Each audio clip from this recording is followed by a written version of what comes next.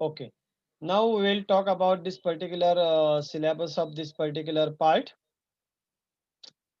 People are still joining. It is very difficult.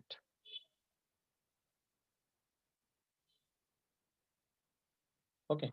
Now you can see here this syllabus for this particular semester.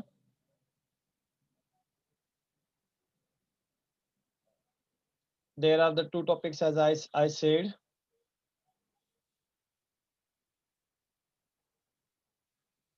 Then we will come to know about the ideal gases. The question will be like that.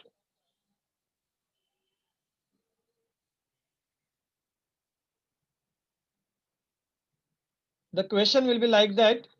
Ki state the Boyle's law, Charles law, and the Avogadro's law. We will see one by one. The question will be like the state Boyle's law, Charles law, and the Avogadro's law. You can talk about the Boyle's law. Boyle's law is nothing but at a constant temperature, the volume of the given amount of the gas varies inversely with its pressure. That is, the V is inversely proportional to 1 upon P. And if you take the proportionality constant as a K, then V is equal to K by P. Okay. Then you can take it is as a PV is equal to K. This is the equation number 1. Then Avogadro's law, at constant temperature and pressure, the volume of the given amount of the gas varies directly with its number of moles. V is directly proportional to the N at constant pressure and temperature. Then Charles law states that at constant pressure, the volume of the given amount of the gas increases or decreases 1 upon 273rd of its volume at 0 degree centigrade with every degree rise or fall in the temperature. That is, V is directly proportional to T at N and P is equal to constant. That is, a V is equal to KT, K is equal to V by T. This is the equation number 2. At constant volume, the pressure of the given amount of the gas varies directly with its absolute temperature. That is a P. Here you can see this P into T at N and V is equal to constant. P is equal to KT. P is equal to K is equal to P by T. Equation number 3. On combining this equation 2 and 3, you will get PV by T is equal to K at constant N. Then after combining all four measurable properties, pressure, volume, temperature, and this your number of moles of this particular gas, we will get the ideal gas equation. That gas equation will nothing but V is directly proportional to N into T by P. That is, PV is directly proportional to NT. What we have did, see here, this PV we have shifted to this side. That's why it is a PV, which will directly proportional to the NT. And finally, you will get this equation PV is equal to nRT, where R is the proportionality constant, and it will gives you the ideal gas law, ideal gas equation. That is the PV is equal to nRT, where R is nothing but the universal gas constant. You know, P is the pressure, V is the volume. Okay, T is the temperature. That all these parameters these are. Then the next part you can see here we have taken the gas in the container. You can see the gas molecule may collide with each other, and they may collide with the wall of the container. For this purpose, we should know the assumptions of this kinetic theory of the gases. For this particular purpose, this kinetic theory of the gases assume that whatever the actual volume occupied by the molecules of the gas is negligible, and compared to the total volume occupied by the gas, the actual volume occupied by the molecule of the gas is negligible, and as compared to the total volume of the occupied by the gas, whatever the total gas molecule present inside the container, what will be there? See, the actual volume occupied by the single molecule of the gas will be negligible as compared to the total volume occupied by the gas. Then the second, all the molecules of this particular gas are alike in all respects and have the same mass. Hence, these molecules are treated as point mass. Gas molecules are always treated as the point mass. Remember this. Then the forces of attraction between the neighboring gas molecules are negligible.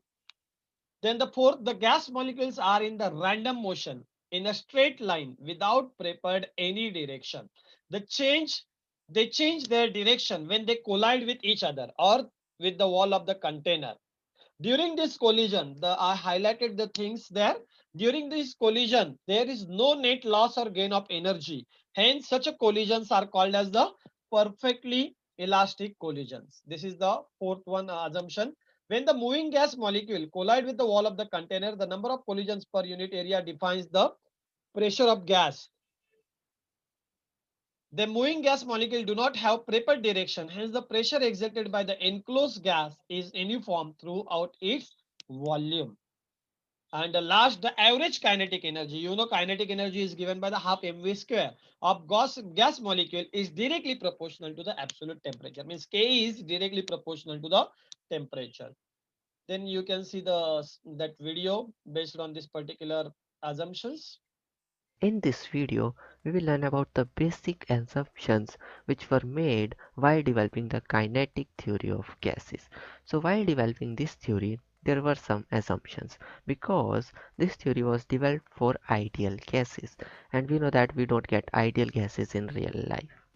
So before going into the assumptions, I want to make you mean this word, which is the kinetic theory, like why this is considered as the kinetic theory of gases. So the kinetic theory of gases was developed to understand thermal properties of matter.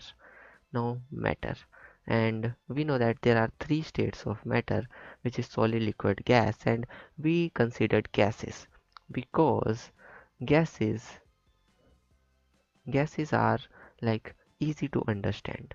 So it was seen that they saw it that as we increase the temperature, the kinetic energy also increases. So, the thermal properties of gases were related to the temperature, and that temperature affected the kinetic energy of the molecules. So, that's why this theory was like kinetic theory of gases. So, the basic assumptions were like this. So, the first assumption was the molecules of gas are identical. All molecules were identical. Like a gas consists of a lots and lots of molecules which are identical. Like there are lots and lots of walls which are identical to each other. And now let's move on to the next assumption, which is that the molecules only interact with each other when they collide. Like when there is a collision between those molecules, only then they interact with each other.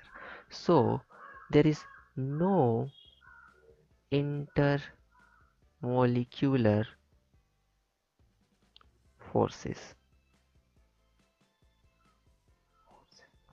And the third assumption was that the molecules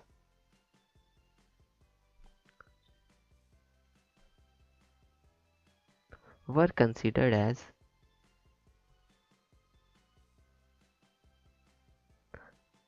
hard spheres. All are visible. सबको दिखाई दे रहा है? That means that the molecules Yes, were sir. considered as classical objects. Yes, sir. Okay. And in classical objects, we can apply the rules of mechanics. So the molecule will undergo elastic collision, and from that we will develop our kinetic theory. So from that, if they were not considered as hard sphere or some like atoms or something, uh, they won't behave like classical objects, and we can't apply those rules. Now this is kinetic theory and it has limitations, and those molecules are not classical objects. That's why these assumptions make kinetic theory a limited theory, and it is not applied to real gases, but it has a significance. It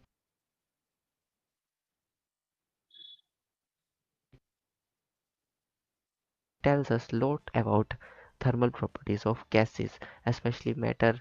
We consider them for matter, but with gases.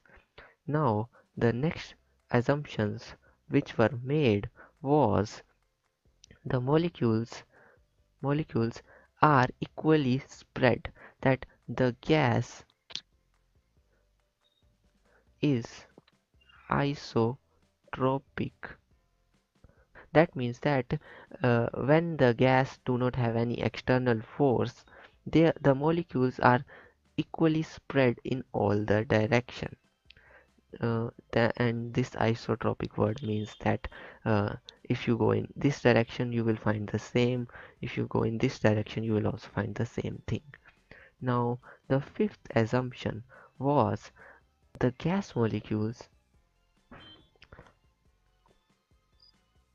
were considered as point masses. That means that we can like show a point and its velocity and it has a direction. If they were not considered as point masses, then we will need to take its center of mass and do other kind of maths in it. Now let's jump into another assumption, which is this one, that the molecules of gas are in constant random motion. That means that the molecules are always moving, they are always excited to move. And another assumption was this, that gravity do not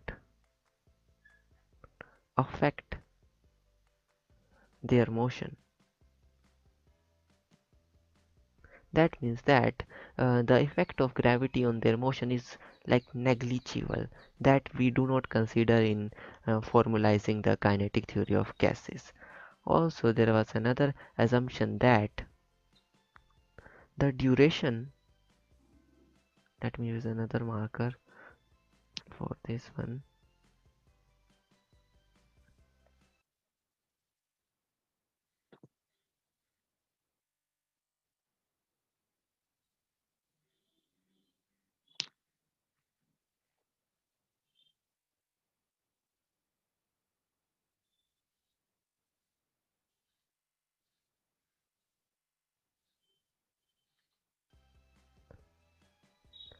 The duration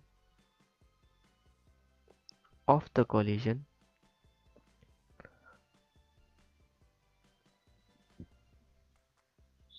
is very small as compared to the duration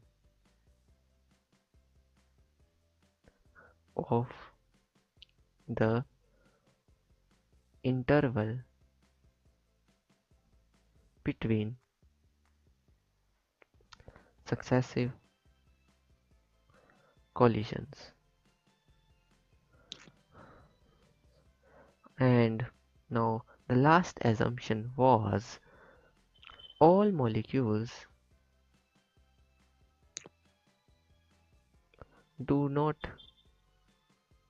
move with same speed. Like some molecules move fast, some move slow. So these were those assumptions. If you want to note them, you can note those assumptions. And these were those assumptions which were considered while developing this kinetic theory of gases. So thanks for watching this video, and always remember that math is everything. Okay. Alia got this?